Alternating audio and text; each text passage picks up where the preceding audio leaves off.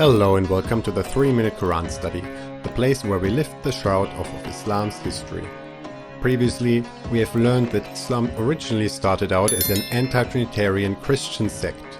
We also had a close look at how the Aramaic language influenced the Arabic Quran, but the connection runs a lot deeper than that. The linguistic parallels are, however, a first clue at what may lay beneath the story of Islam as it is told today. Aramaic was, and still is, the language of Eastern Christianity.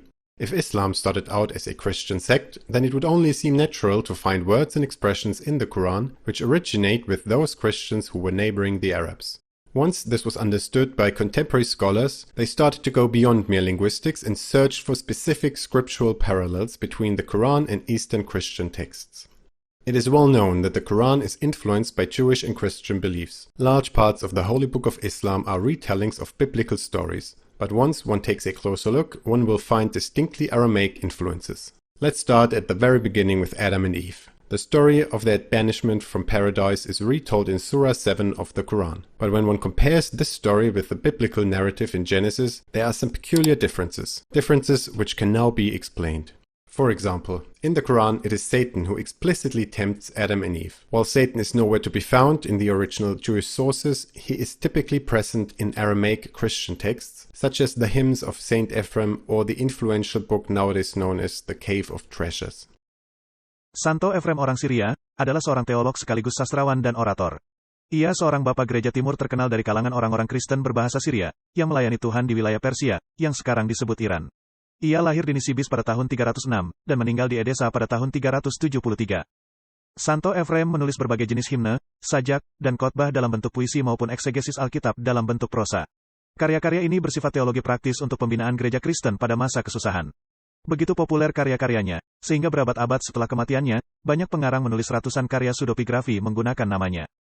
Ia disebut sebagai bapak gereja paling penting dalam tradisi gereja berbahasa Syria. Gua Harta Karun atau The Cave of Treasures, adalah sebuah karya apokrifa dan pseudoepigrafika, yang berisi berbagai penjelasan terkait Alkitab. Karya tersebut ditulis dalam bahasa Aram, sekitar akhir abad ke-6 atau awal abad ke-7. Banyak yang menganggap pengarangnya adalah Santo Ephraim dari Edessa, namun analisis para ahli modern menunjukkan bahwa pengarang yang sebenarnya adalah orang lain, yang juga tinggal di utara Mesopotamia. Not so in Saint Ephraim, who writes that they were given garments of holiness and glory. The Cave of Treasures reports that they were clothed with glory. These garments then disappeared the very moment Adam and Eve ate from the tree.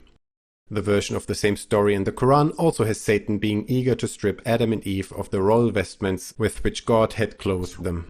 These are but a few examples where we can clearly see that it was specifically Aramaic-speaking Christians who provided the source materials to the writers of the Quran.